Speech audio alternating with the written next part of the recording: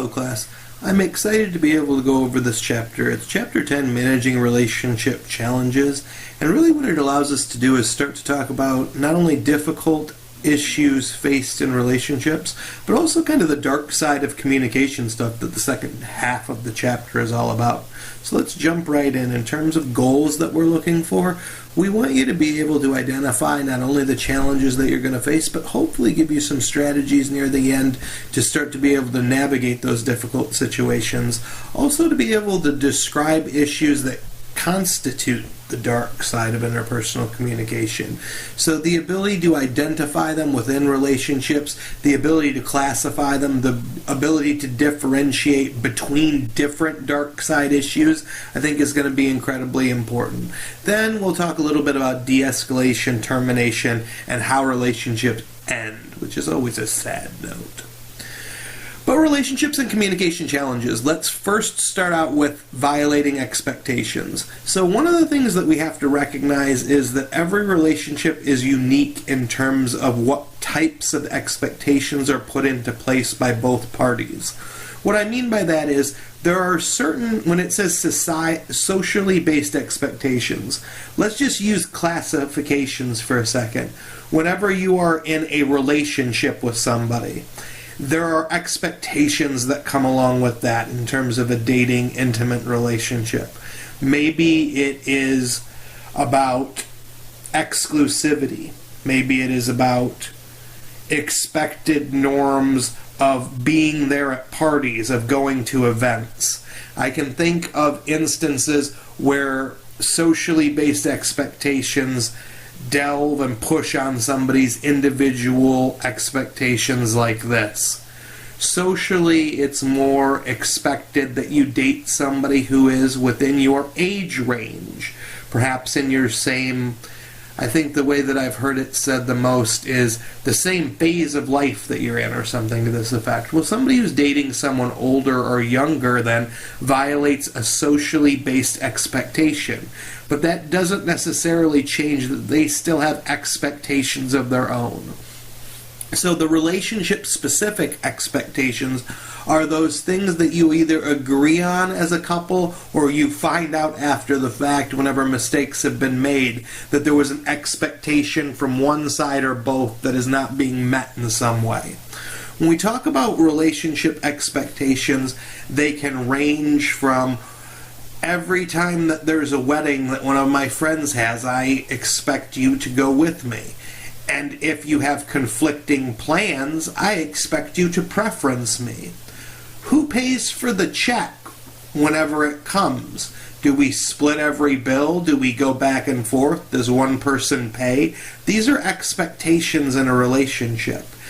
And whenever those expectations are more important ones are violated, there's difficulty in being able to understand how to manage that.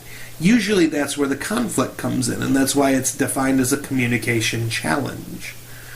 There's always the option to think of these in terms of severity, and they all matter because they're cumulative. A number of small expectational violations can add up to a very severe one, or one very serious one can change the nature of a relationship entirely and forever. Remember that we say in terms of communication that it can't be taken back and that it's irreversible as one of the general clauses of it. Once you do something within a relationship and once an expectation has truly been violated, the way to reconcile that has to occur in talk. It has to occur in either forgiveness or rejection of the relationship, which we'll get into in greater detail later. But that's the nature that we start out with for what are these expectations, either socially based ones or relationally based ones. That bifurcation will do a lot for you to understand that expectations from society come from the former, and then expectations that are specific to an individual relationship come to the latter. So how do you respond to these expectations?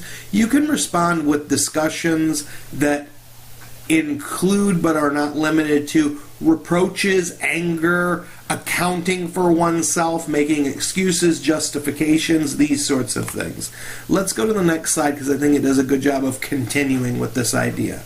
People can respond to violations of expectations with forgiveness, letting things go, being easygoing, or perhaps acknowledging that they're very upset and angry, but they still forgive you because they want to maintain the relationship. Ultimately, when we talk about forgiveness, we're talking about a model in which the person who has had their expectations violated still sees the relationship as important, vibrant, meaningful within their life. And so that these violations don't necessarily equate to a need for termination. But there's other ways in which people can respond to expectational violations. Perhaps it's with retaliation. When we talk about reacting with retaliation, it is as you think that it is. It is typically retaliation in kind.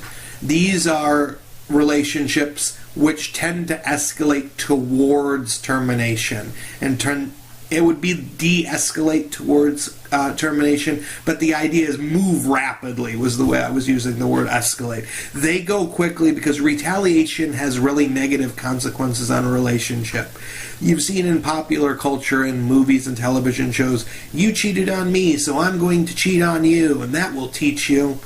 It doesn't really teach the other person. It doesn't really help deal with the feelings that are associated with that violation of expectation.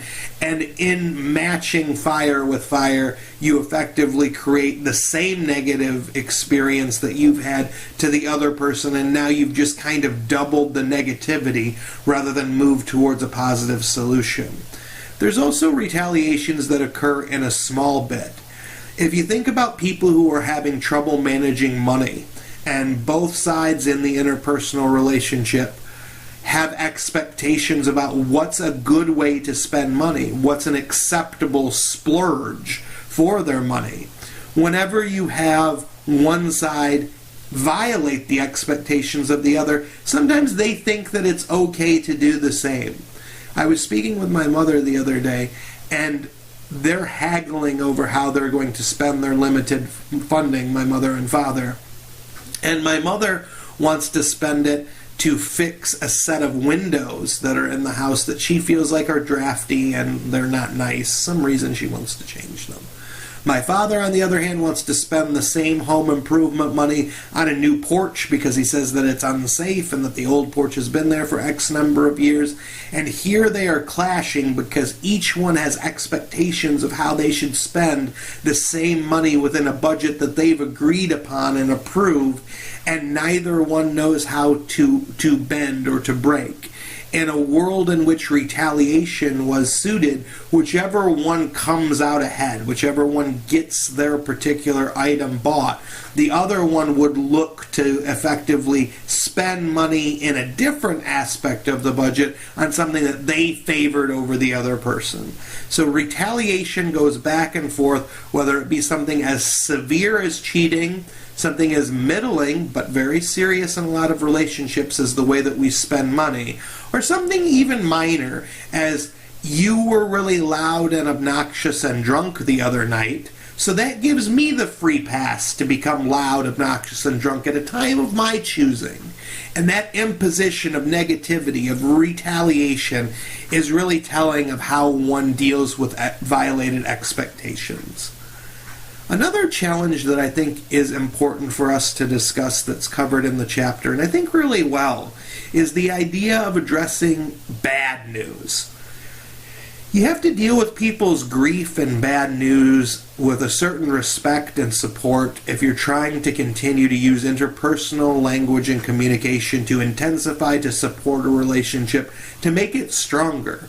When we're talking about grief, we're talking about when people lose a loved one, when a pet dies, whenever they have a loss of a job or income, or perhaps they're just having a series of unfortunate events.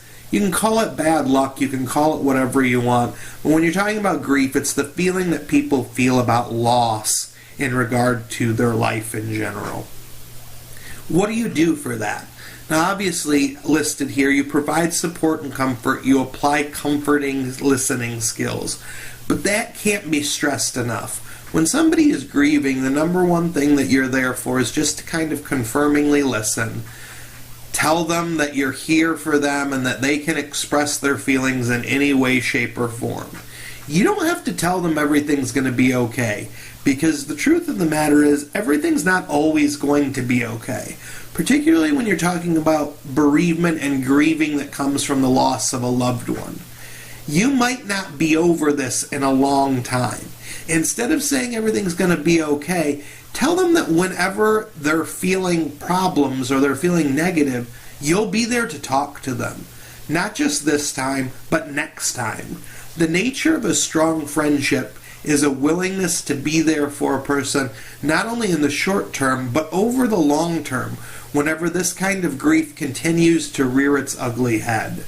And so when you talk about support and comfort, you're not trying to solve problems, you're trying to alleviate discomfort and sadness. So that's the goal or the way to frame dealing with these types of difficult issues with communication. Now, you're also going to often find yourself in life delivering bad news. There's the direct method and indirect method of delivering bad news. Whenever you're talking about delivering bad news, it might be in an employment situation. If you find yourself in a managerial or ownership role, you might have to fire people. And these people that you're firing aren't just employees. You built a relationship with them over time. They matter. You care about them. I think about when my father used to own his own business installing replacement windows. He had family members working for him. He had close friends that he'd known for literally, at that point, over a decade. And these friends sometimes did things wrong at work. He had to chastise them. In a couple of sad instances, he did have to fire people. A direct strategy of telling somebody the bad news has the benefit of getting it out there so that you can deal with it. Direct method, an example would be sitting somebody down and simply telling them, I have to let you go for this number of reasons, explaining the situation to them. An indirect method always hurts more for the person receiving the message, but it does distance you from dealing with the aftermath. An indirect method of bad news is a text message, an email, a voice message, something that allows you to deliver the bad news without being immediately responsible to the reaction of the person receiving the bad news. So what strategies can you employ whenever bad news is being delivered? You can obviously be comforting and empathetic and tell them that everything will be okay. The opposite of what we're talking about with grieving, you're trying to frame this in a way for them that seems like it could be empowering. That this could be either the kick in the pants they need to improve or a new door opening for them to potentially be able to find better situations that suit them better. If you're being terminated for a job because you lack the people skills required to do it, instead of focusing on the lack of people skills, you can always reframe it as you're incredibly strong at data analysis. You might be able to find a job or employment doing that more that won't require the people skills that you seem to lack. See how that's an empowering strategy while delivering bad news to somebody that isn't going to fix the problem. It doesn't change the bad news. It just makes it so that the way that you deliver or talk about the bad news, the way that you try to deal with that relational challenge, that communication challenge that's put forward by something that you're naturally going to face, can be a lot better than the alternative. Another challenge that is posed by the chapter is about long-distance relationships. Long-distance relationships should be especially pertinent to you in this stage of life that you're in as students, whether a non-traditional student or a traditional college student. The difficulty of going to college is that many people are facing high school relationships and maintaining them, going to different colleges and different places. Also, you have people who have joined the military, and therefore one of them is being sent away for some amount of time. The effects and difficulties of long-distance relationships are that a lot of the intimate physical parts of a relationship are shortchanged because of the distance. But it's not just the physical parts, it's the communicative element. Whenever you think about a long-distance relationship, there's a lot of your life that you would normally share with a partner who is close by you that is strained because you have to then, when you get opportunities to communicate, be able to share everything, remember everything, and things come up. An example of this is, even if you're Skyping, even if you're using the phone and talking to somebody every day or multiple times in a day, it's easy to forget to talk about something. It's easy to let something fall through the cracks. And then that thing come up later, and then they feel the difficulty within a relationship. Oh, you didn't tell me that. I didn't know that was going on. The greater the distance between people, the easier it is to create that relational distance between them, because you don't have a full picture of what's going on in the other person's life. Tensions that are created within long-distance relationships really do make you start to think about the costs and rewards of that relationship differently. I had a friend whenever I was an undergraduate in college who had a boyfriend who lived, I think it was 2.5 hours away. The distance is relatively unimportant, but far enough away that it was prohibitive to drive there often. They basically saw each other on the weekends and maintained during the week this kind of telephone communication that sustained their interpersonal relationship. And the longer that they spent away, the more often she would reflect that it just wasn't worth all of the effort, that she envied people who could go out during the week, that could go to certain parties, or could go to certain places and events on campus that she just couldn't. She didn't have the person to take with her. She wasn't satisfied with going alone.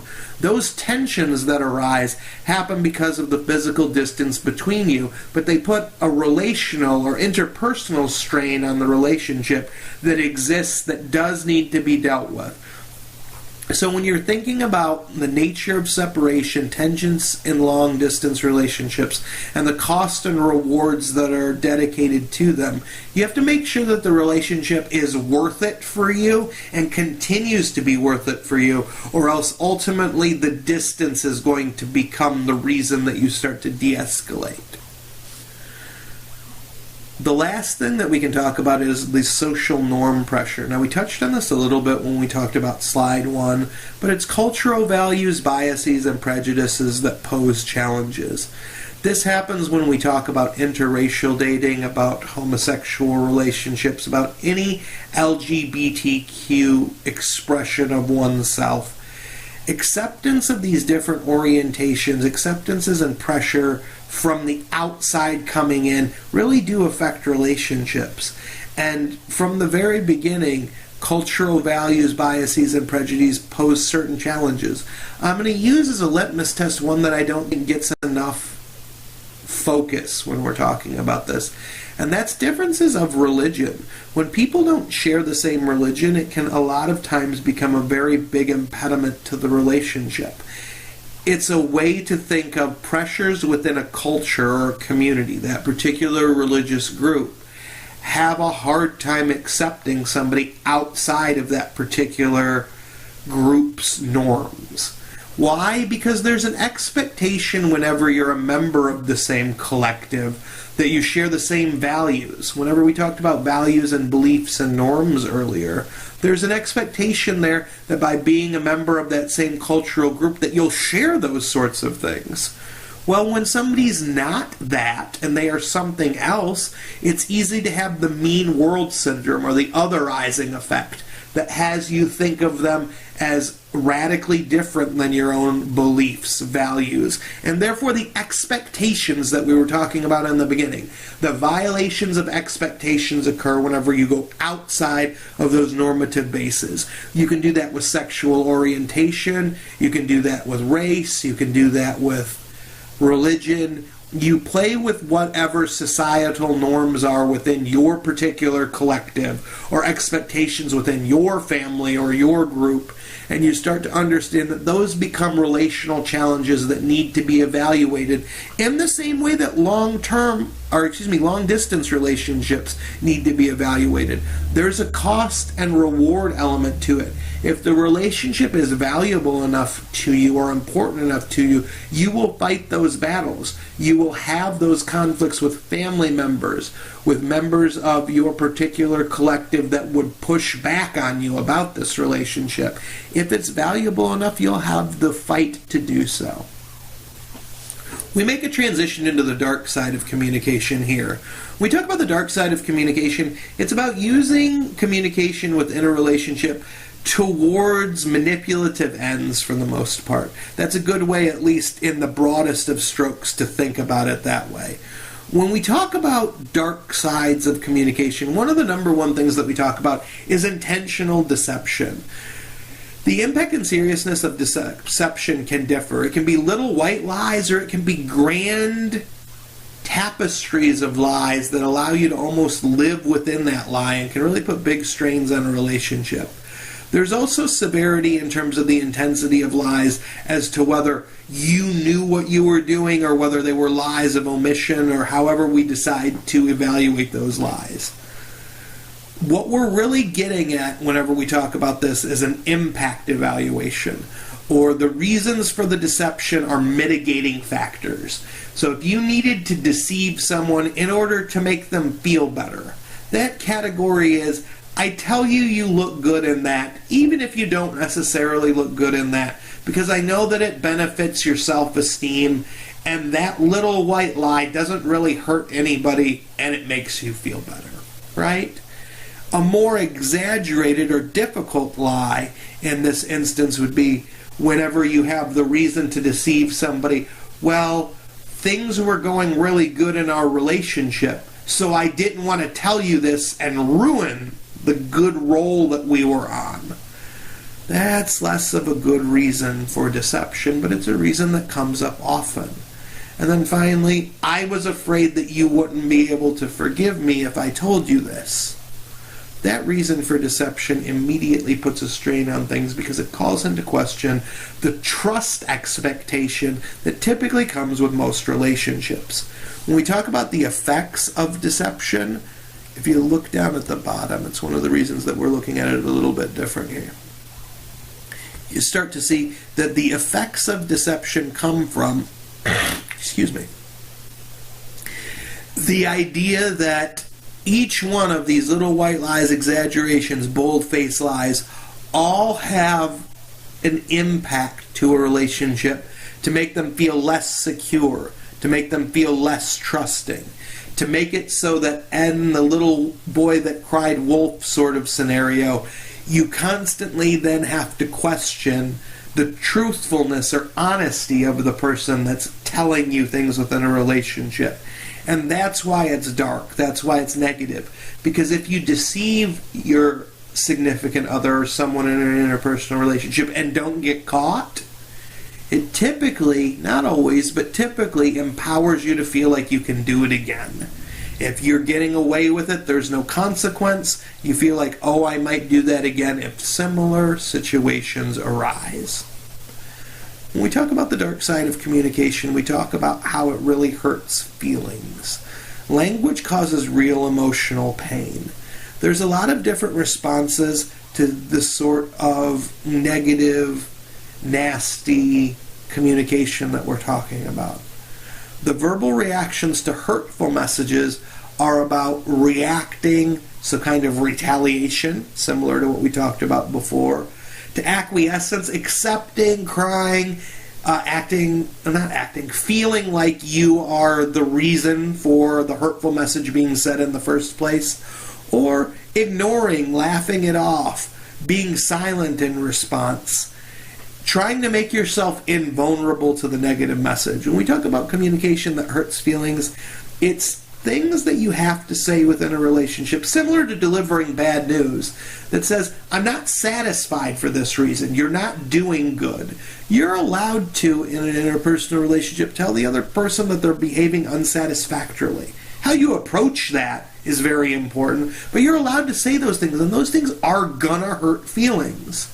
I think of a particular episode of The Big Bang Theory where the main protagonist, Leonard, is in a relationship that he doesn't want with a woman named Stephanie.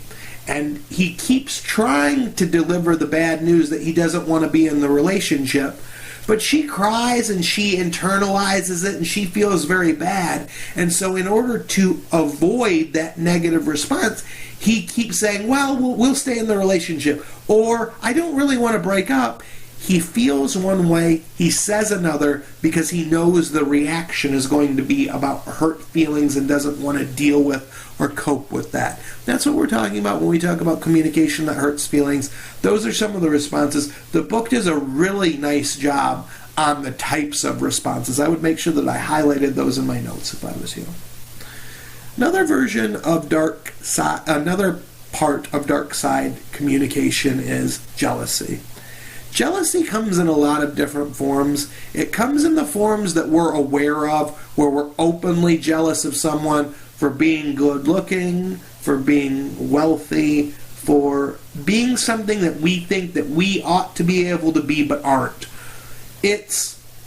I always laughingly think about it. It's the Chappelle Show, the player haters ball. It's every time that you feel resentment towards somebody else for having things.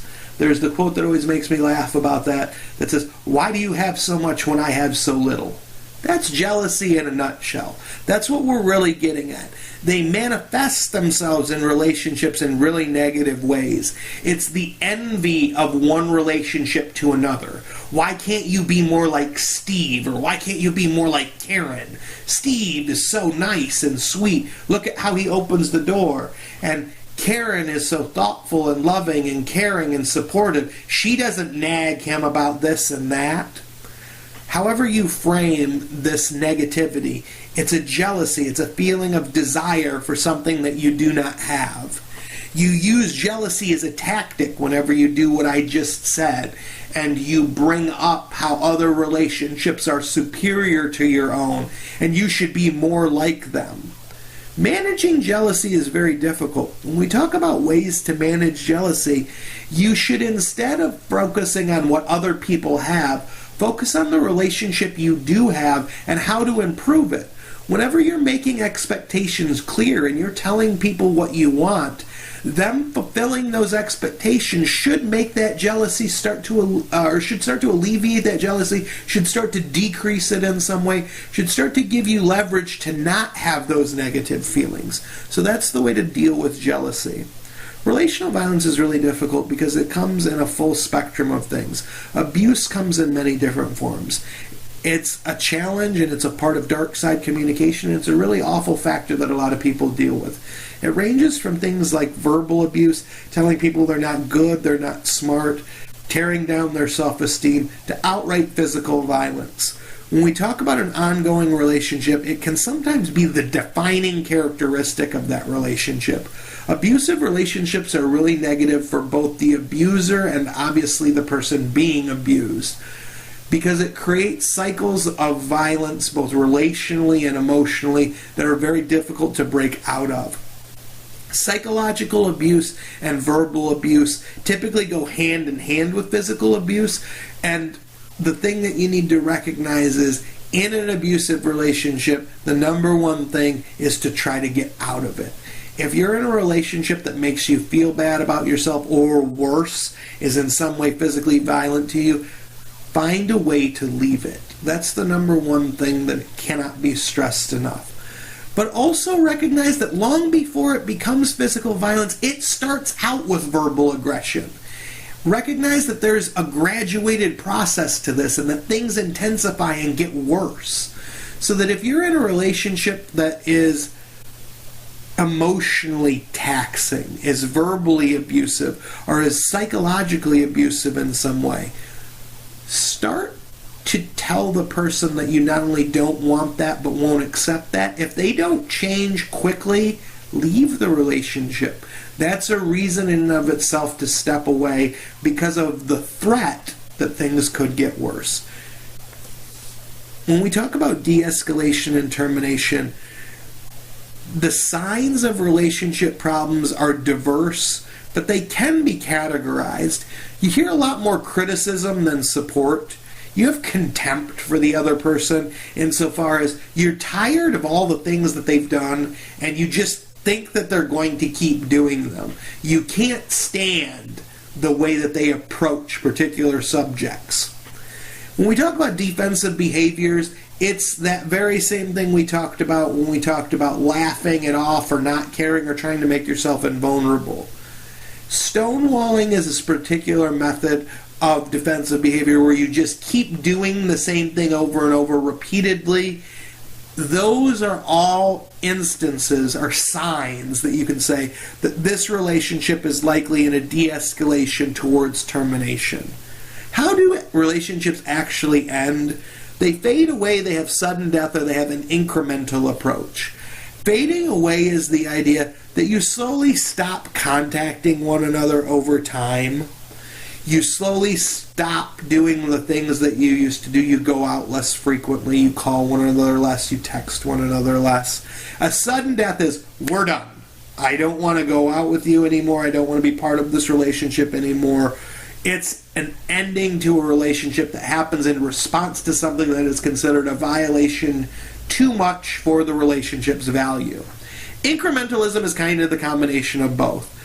It's a systematic progression where I call you a little bit less, but I still text, I'll still reply to you.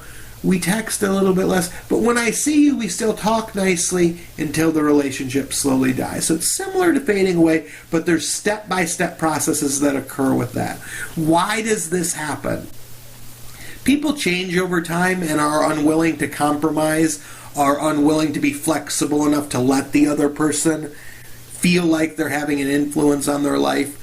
Feelings of intimacy decrease. Maybe that jealousy that we talk about metastasizes into something different where you just want to be out of the relationship.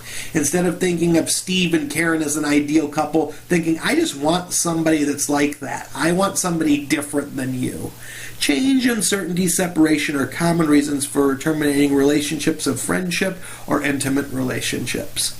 So strategies for ending relationships. I'm not going to cover this as much as I thought I would. I thought I would go over this, and that's why I included this slide. I'd like you to look at that stuff for yourself. Indirect and direct termination strategies each have their own little section that they talk about in the book. Look at those, and I think I'll highlight that as potential test questions, because I think that they're really interesting, and since we just got done talking about ending relationships, I think that would be a good thing to focus some study on. But there's also recovery. The thing that I want to emphasize and why I wanted to skip over that and highlight this at the end is there's a lot of ways to maintain self-esteem, to move to a new relationship, and to make it better. It requires strategy. The number one thing is express your emotions and feelings. Make your expectations clear. Figure out what happened to violate them. Figure out the reasons. Decide why the person made that type of decision. Realize, don't idealize. Don't say there's good and bad things, you did right or you did wrong. Recognize that things are circumstantial and issues, right? Each of those issues need to be delved into as though they are their own thing, separately, alone. They don't want to all be lumped in together. Expect to heal. It takes time sometimes whenever you've been damaged in a relationship or whenever your expectations have been violated to really get over it. Don't expect it to be an instant approach. I forgive you. We're 100% back to better. That doesn't always work.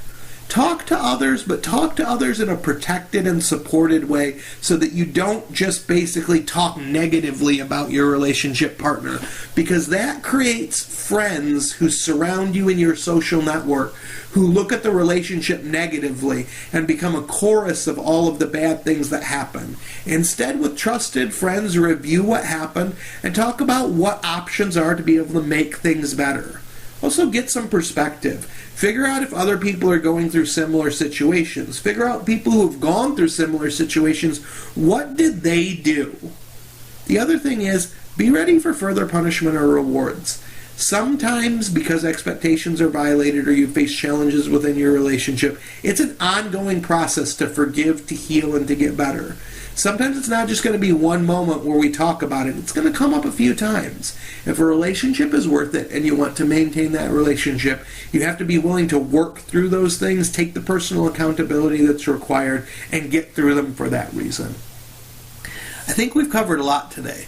We've talked about not only how you deal with challenges within relationship that are very diverse and different, societal expectations and norms versus individual relationships. We talked about challenges that you can face that are very diverse. And we talked about long-distance relationships. We've talked about the dark side of communication, and hopefully ended on a note that says that there are ways to manage problems within relationships. It doesn't always end in termination. So if you have any questions, feel free to shoot me an email. I think any of these topics will provide really fruitful ground for some of your response papers. I'm enjoying reading them. Keep those up, and take care.